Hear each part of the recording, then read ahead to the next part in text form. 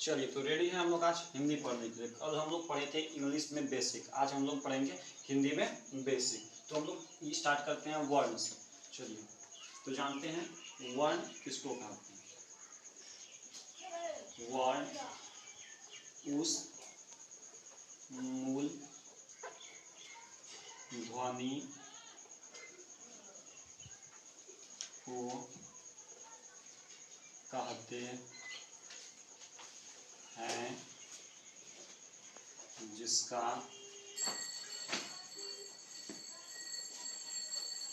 खंड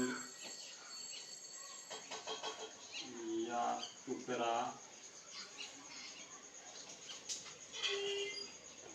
नहीं किया जा सकता है। वर्ण इसको कहते हैं जिसका खंड या टुकड़ा नहीं किया जा सकता है। ऐसा चीज जिसका हम लोग टुकड़ा नहीं कर सकते हैं, खंड या नहीं कर सकते हैं। जैसे मान लेते हैं, क्या मान लेते हैं ओ का हम लोग खंड नहीं कर सकते हैं। लेकिन यही अगर बात करें क का, तो क का हम लोग खंड कर सकते हैं। क हलन जोड़ ओ इक्वल टू क हो जाता है। लेकिन ओ का हम लोग हलन क्या करते हैं, नहीं करते हैं, खंड नहीं कर पाएंगे। लेकिन क का हम लोग कर लेंगे। तो ये इस प्रकार से ओ हो गया, फिर आधा क हो गया, ये आपका उदाहरण में आ जाएगा। जैसे क हो गया, इत्यादि कर दीजिए, बहुत सारा है। चलिए अब वर्ण का दो बेटा होता है, यानी दो भेद होता है वर्ण का दो भेद। एक का नाम स्वर वर्ण, दूसरा का नाम व्यंजन वर्ण। चलिए जानते हैं स्वर वर्ण किसको कहते हैं।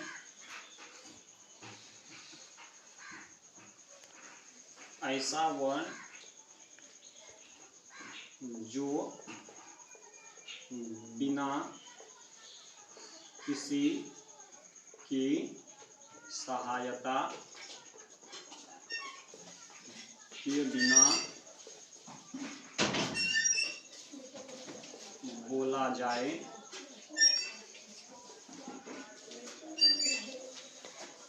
उसे स्वर वर्ण कहते हैं। उसे स्वर वर्ण कहते हैं। जैसे मान लेते हैं ओ, आ, हर्षई, दुर्घई, हर्षऊ, दुर्घऊ, री, ए, ऐ, औ।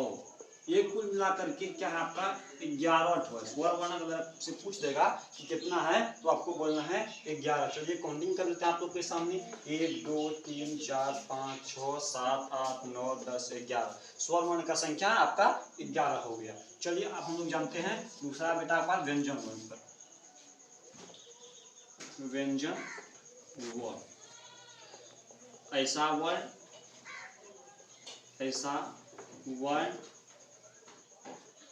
जो स्वर वर्ण की सहायता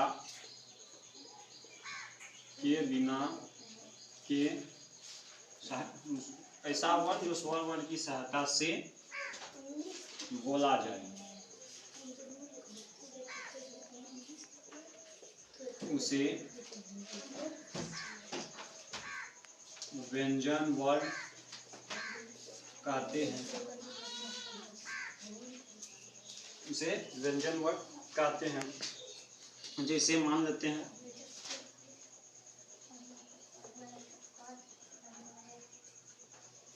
जैसे क वर्ग। क वर्ग कहने का मतलब है क ख क ख ग घ अंग, यानी पूरा चौवर्ग,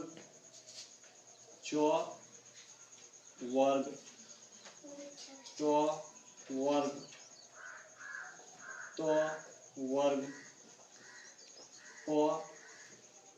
वर्ग और वर्ग। तो अगर इसका बात कर, जैसे इसमें से 11 हुआ, तो इसका बात करें तो ये हम लोग का 33 होगा। 33 है। कैसे है कि इसमें हम क वर्ग मतलब क ख ग घ अंग, च वर्ग मतलब च छ ज झ य, ट वर्ग मतलब ट ठ ड ढ न, त वर्ग मतलब त थ द ध न, प वर्ग मतलब प फ ब भ म, और य वर्ग मतलब य र ल व त ल श मूर्धन स दंस ह। अब जान लेते हैं, इसमें 5 हो गया, इसमें भी 5 हो गया, इसमें भी 5 हो गया, इसमें भी 5 हो गया, ये 5 होगा और ये 8 हो गया। 5 5 10 15 20 25, 5 3 3 33, यानी इसको अगर हम जोड़ेंगे तो कुल मिला करके मेरा 33 हो गया। चलिए अब हम लोग जानते हैं वर्णमाला किसको कहते हैं। वर्णमाला तो वर्णों के समूह को वर्णमाला कहते हैं। वर्णों के समूह को हम लोग वर्णमाला कहते हैं। इतना तक कोई दिक्कत नहीं होना चाहिए। चलिए आगे क्लास में करते हैं, फिर आगे का उसको अरेंज करके कल बनाते हैं। चलो आगे हम लोग पढ़ेंगे शब्द। शब्द पढ़ेंगे। शब्द में हम लोग क्या करते हैं, 3 प्रकार शब्द को हम लोग 3 भाग में बांट देते हैं। अब 3 भाग में कैसे बांट देते हैं, चलिए जानते हैं। नंबर 1 बांट देते हैं उत्पत्ति की दृष्टि से। उत्पत्ति की दृष्टि से। दूसरा बांट देते हैं रचना या बनावट के दृष्टि से। तीसरा बना देते हैं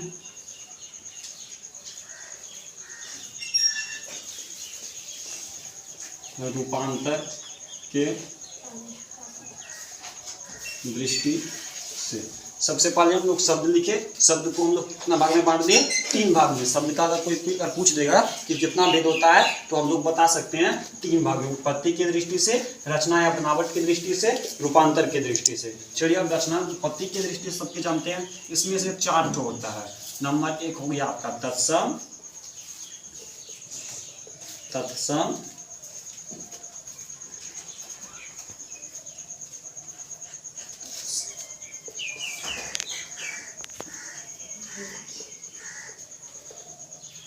दूसरा हो गया तद्भव।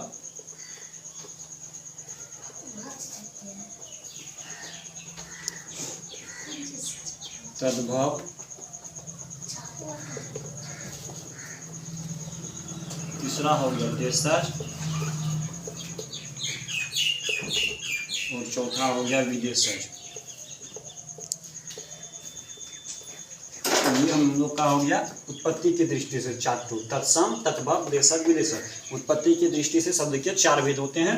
तत्सम, तद्भव, देशज, विदेशज। शब्द के 3 भेद होते हैं। उत्पत्ति की दृष्टि से, रचना या बनावट की दृष्टि से, रूपांतर की दृष्टि से। फिर उसमें से पहला जो उत्पत्ति की दृष्टि, उसमें से 4 होता है। तत्सम, तद्भव, देशज, विदेशज।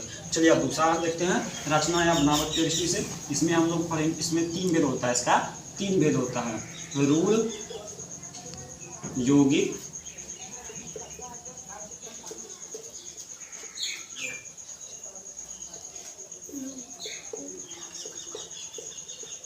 योग रूढ़। चलिए इसमें होता है 2 भेद, विकारी और दूसरा विकारी। चलिए इतना तो कर लीजिए, एक बार फिर से देख लीजिए। शब्द के हो गया 3 भेद, उत्पत्ति की दृष्टि से, रचना या बनावट की दृष्टि से, रूपांतर की दृष्टि से। इसमें से उत्पत्ति की दृष्टि से शब्द के 4 भेद होता है। तत्सम, तद्भव, देशज, विदेशज। रचना या बनावट की दृष्टि से शब्द के 3 भेद होते हैं। रूढ़, यौगिक, योग रूढ़। रूपांतर की दृष्टि से शब्द के 2 भेद होता है, विकारी और विकारी। अगर याद नहीं रहेगा तो ऐसे याद हो जाएगा, 2 3 4, 2 3 4 ऐसे याद कर सकते हैं। इसमें 2 हो गया, इसमें 3 हो गया और इसमें 4 हो गया। चलिए अब हम लोग सबको क्या करेंगे, डिफाइन करेंगे। चलिए 3 भेद होते हैं, उत्पत्ति की दृष्टि से, रचना या बनावट की दृष्टि से, रूपांतर की दृष्टि से।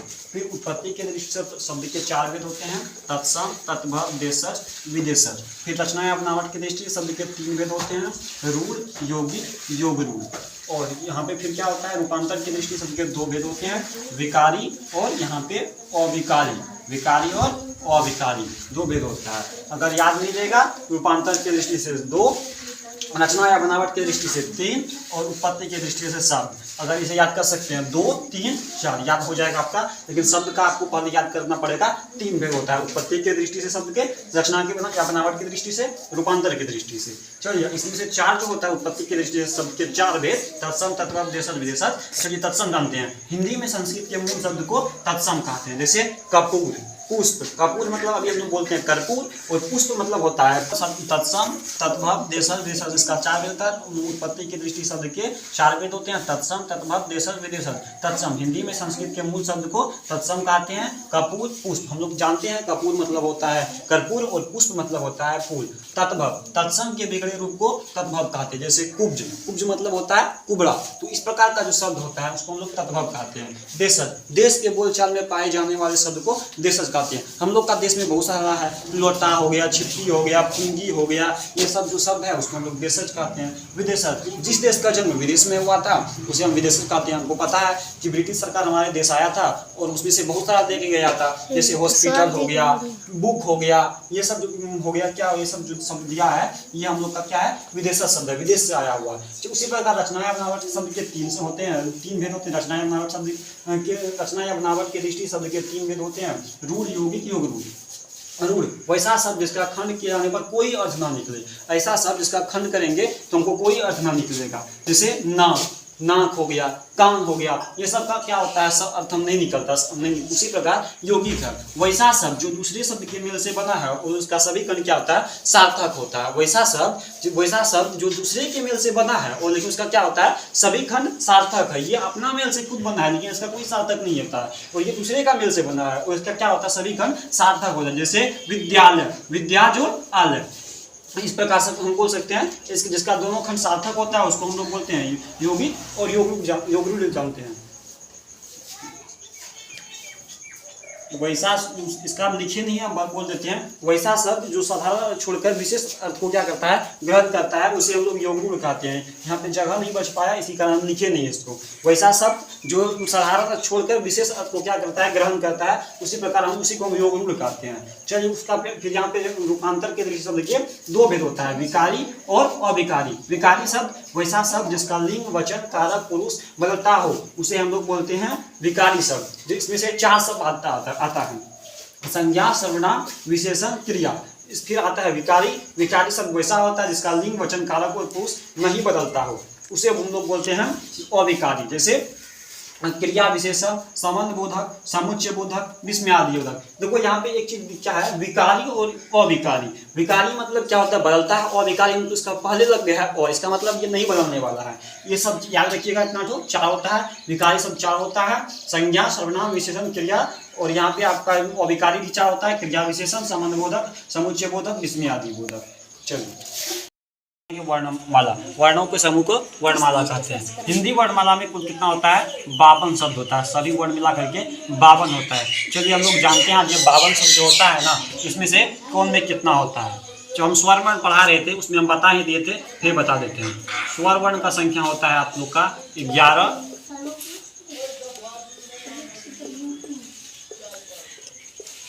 व्यंजन वर्ण का संख्या हम लोग का होता है 33,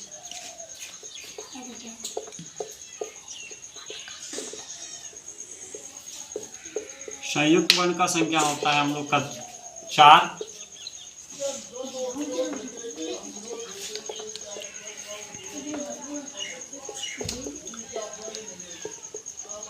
अयोगवा का होता है 2 और